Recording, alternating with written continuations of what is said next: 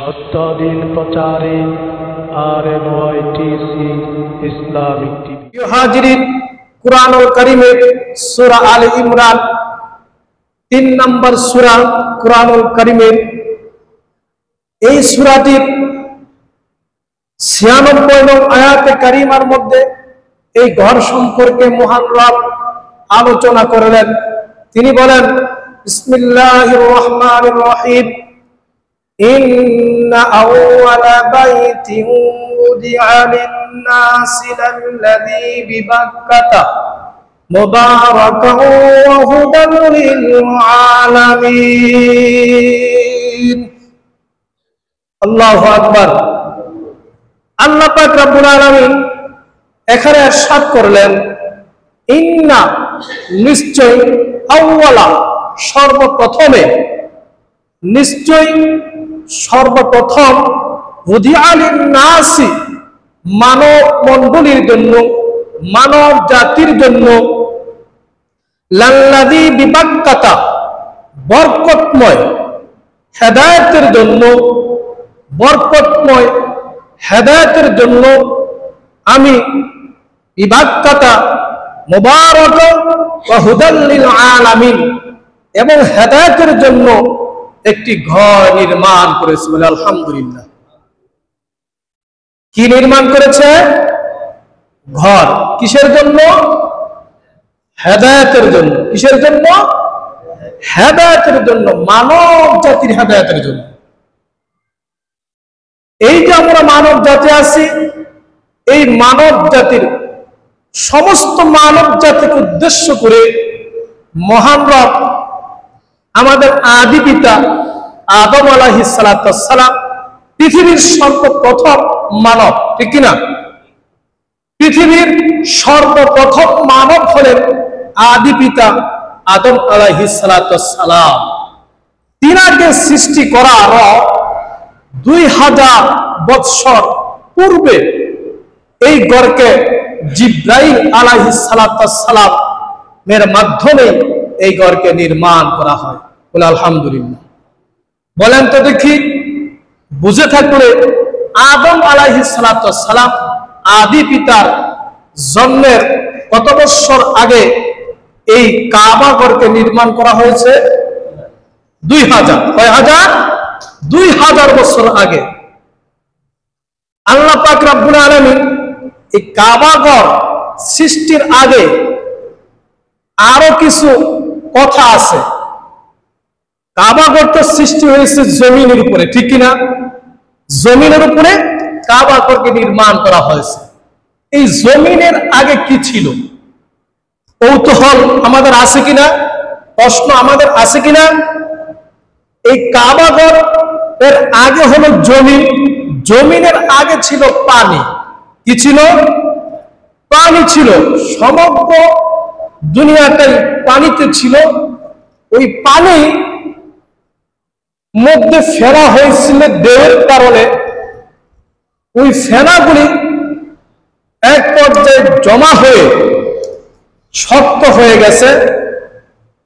শক্ত হয়ে পানিতে, পানি থেকে ফেনা, ফেনা থেকে শক্ত হয়ে জমিনের রূপ ধারণ করেছে। বলি সুবহানাল্লাহ।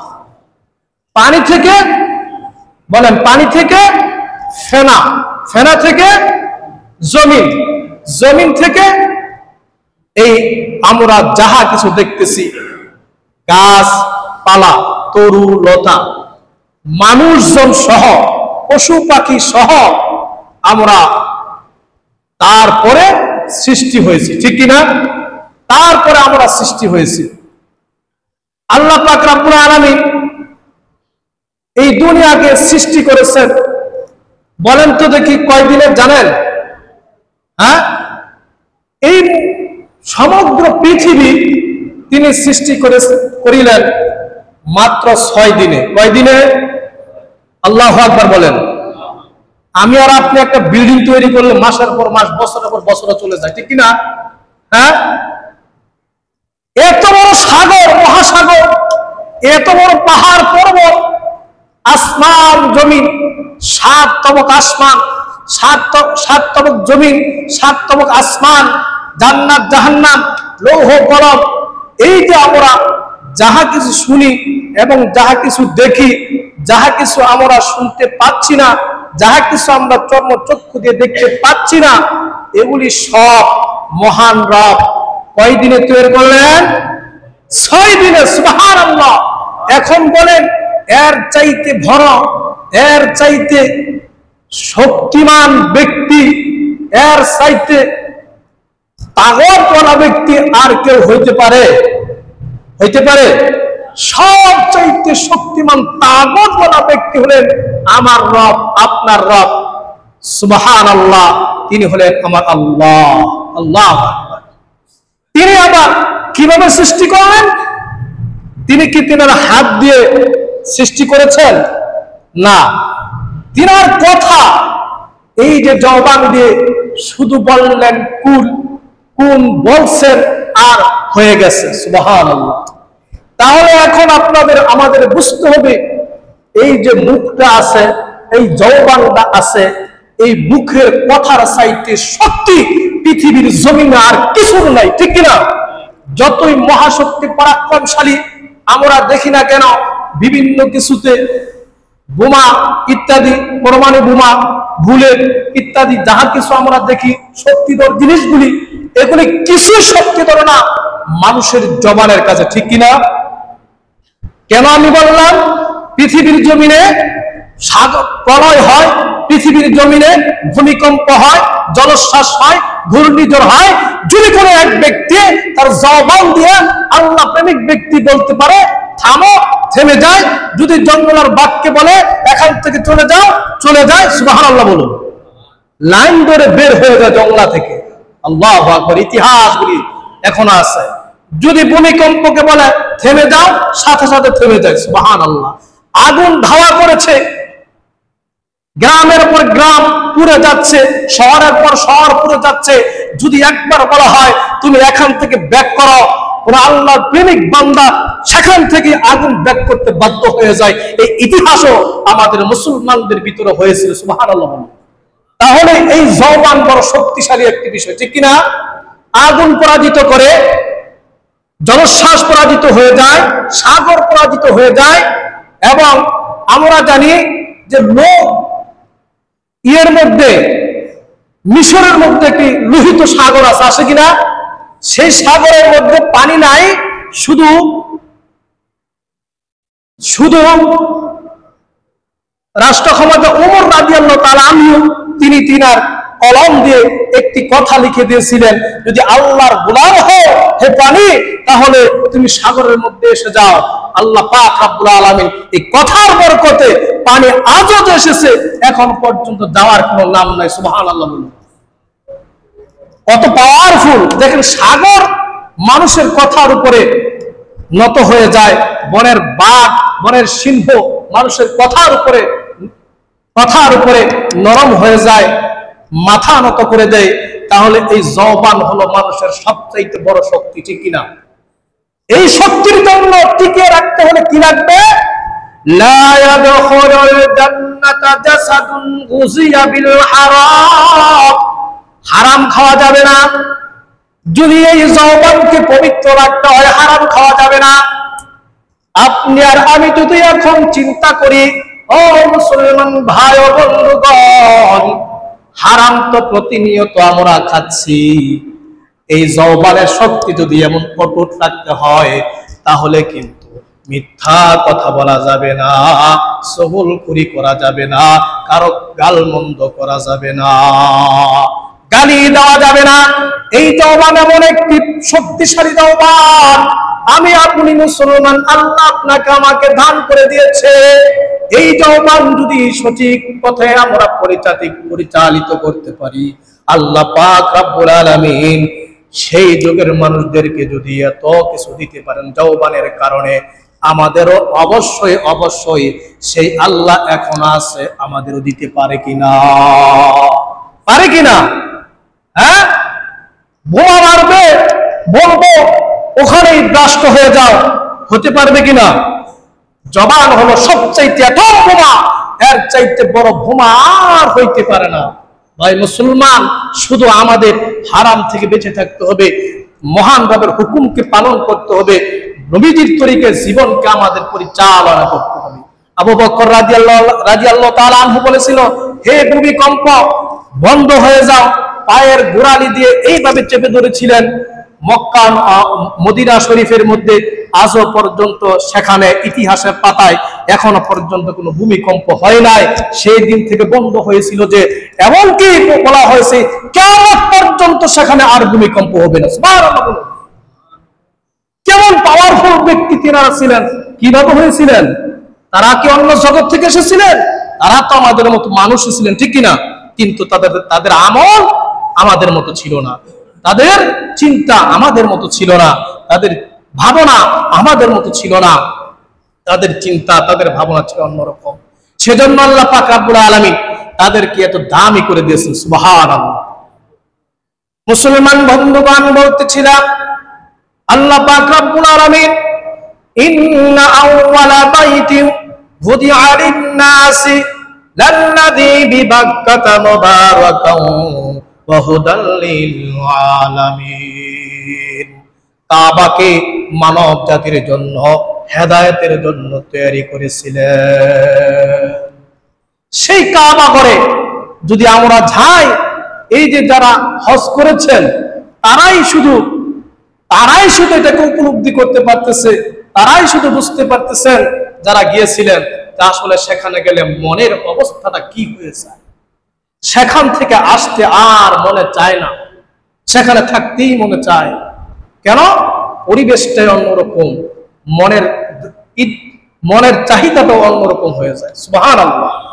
দিল নরম হয়ে যায়।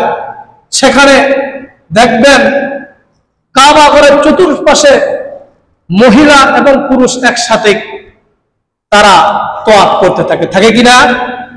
আচ্ছা, আমাদের দেশে কি এই পরিবেশ পরিস্থিতি করলে কেমন হবে? ঠিক হবে?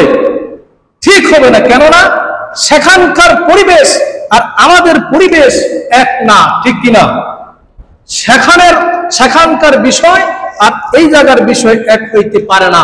এজন্য স্থান, কাল, পাত্র বিশেষ, ব্যক্তি বিশেষ মাসালা, বুঝেন? ব্যক্তি বিশেষও কি হয়?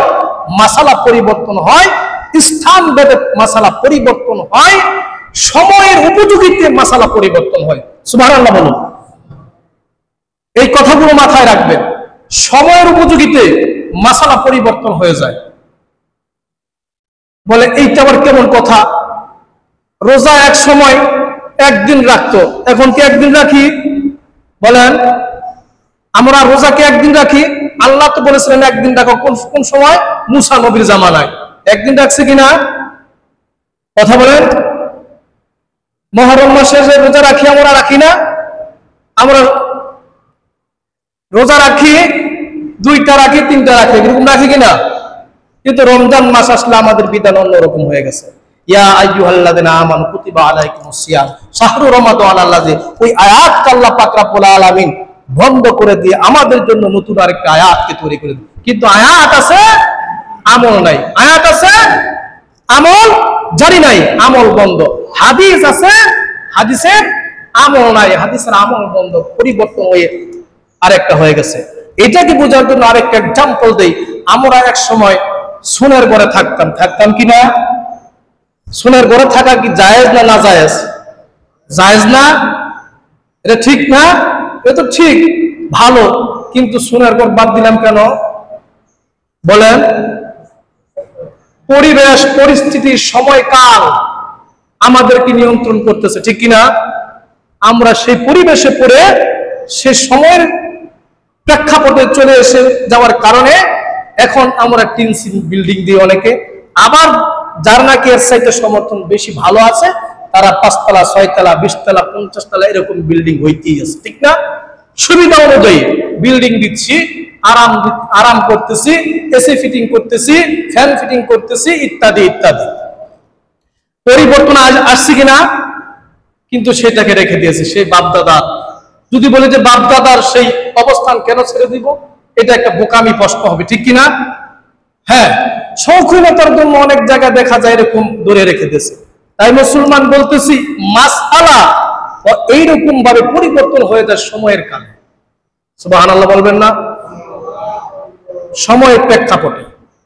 সেজন্য এটা বলা যাবে না যে কেন এটা বন্ধ হবে, এটা আল্লাহ বলছে না।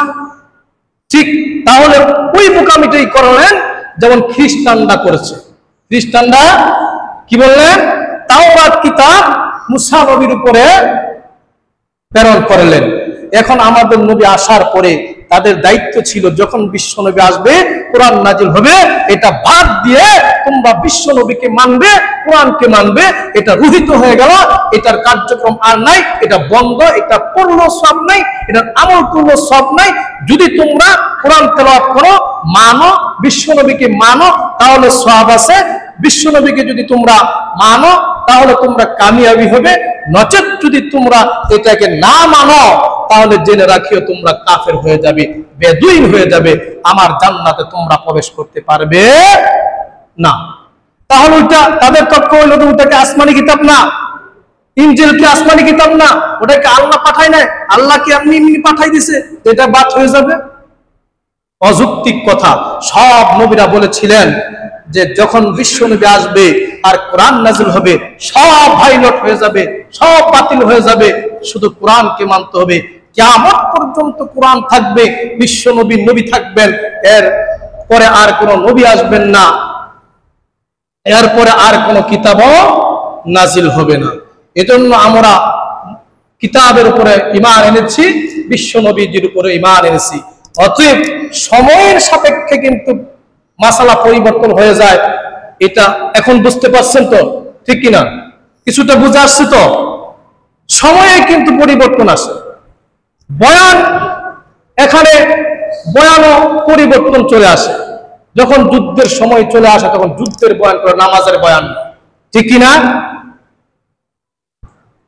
এজন্য এগুলো আমাদের বুঝতে হবে, কোন সময় কোন প্রেক্ষাপট চলতেছে, কোন আলোচনায় আমাদের করতে হবে, কোন আমল আমাদের করতে হবে, ওই প্রেক্ষাপটে আমাদের থাকতে হবে। এটার নাম হলো ঈমান। এটার নাম কি? এটার নাম হয় ঈমান। আল্লাহ পাক রব্বুল আলামিন বললেন, ইন্না আউওয়ালা বাইতি ফুদিআ লিন-নাসি লাল্লাযী বিবাক্কাতা মুবারাকা ওয়া হুদাল লিল আলামিন। কাবা শরীফকে হেদায়েতের জন্য, সমস্ত মানব জাতির জন্য, হেদায়েতের জন্য তৈরি করলেন। এই কাবা শরীফের একটা অংশ, এই যে আজকে আমরা এখানে বসে নামাজ পড়তেছি, এইটা হলো হেদায়েতের একটা জায়গা, হেদায়েতের একটা জায়গা। এখান থেকে যে আজকে বয়ান করতেছি, আপনারা শুনতেছেন, হেদায়েত দিচ্ছে আল্লাহ পাক রব্বুল আলামিন। এই মসজিদ কেন্দ্রিক চিন্তা করিয়া এই মসজিদের উপরে আল্লাহ পাক রহমত নাজিল করেন, আর এই রহমত সমগ্র মানুষের মধ্যে, মুসলিমের মধ্যে আল্লাহ পাক রব্বুল আলামিন ছড়ায় ছিটায় দেন। বলে আলহামদুলিল্লাহ।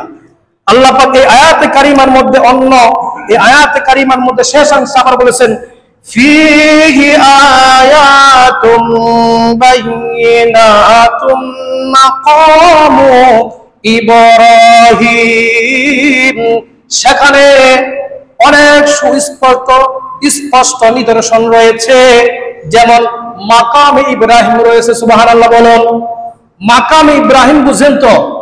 হ্যাঁ, যারা হজ করছেন তারা এটা বুঝেন ভালো করে, যারা হজ করেছেন এই মাকামে ইব্রাহিম। আল্লাহু আকবার। আল্লাহ পাক রব্বুল আলামিন একটি খন্ড পাথর, এটা লিফটের কাজ করছে। কিসের কাজ করছে? লিফটের কাজ করছে। এটার মধ্যে দাঁড়াইয়া ইব্রাহিম আলাইহিস সালাম এই কাবা ঘরকে আবার পুনরায় নির্মাণ করেন। সুবহানাল্লাহ। এই জন্য এটাকে দেখবেন একটা ওই গ্লাস করিয়া, আমরা তো যাই নাই, দেখি না, যারা গেছেন তারা দেখছেন, এটাকে সুন্দর করে সুরক্ষিত রেখে দিয়েছে। এই তখন তো এটা হাওয়ার উপরে পাথরটা বসে গেছে আল্লাহর হুকুম। সুবহানাল্লাহ। আল্লাহর হুকুমে পাথর যতটুকু উঁচা দরকার তখন ততটুকু উঁচাই নিয়ে গেছেন আমার ইব্রাহিম আলাইহিস সালাম। আমার নবী, আপনার নবী ইব্রাহিম আলাইহিস সালামকে নিয়ে গেলেন কোথায়? যেখানে যতটুকু দরকার এই পাথর তখন সেখানে ততটুকু ওই প্রয়োজনে উঁচু এবং নিচু করেছে। সুবহানাল্লাহ। এজন্য সেটাকে বলা হয় মাকাম ইব্রাহিম। সেটা কি বলা হয়? সেই পাথরটার কথা কুরআনুল কারীমের মধ্যে মহান রব বলেছেন ফীহি আয়াতুম বাইয়িনাতুম মাকাম ইব্রাহিম। সুবহানাল্লাহ। একটা পাথরও দামি হয়ে গেছে, আর আমরা মানুষ। কবে যে দামি হব আল্লাহ ভালো জানেন। কিন্তু দামি তখনই হব যখন নাকি আমরা আল্লাহর হুকুম পুরোপুরি মানতে পারবো, ঠিক কিনা? আর যদি পুরোপুরি না মানি তাহলে আমার আর আপনার অবস্থা কোথায় যাবে আল্লাহ ভালো জানে।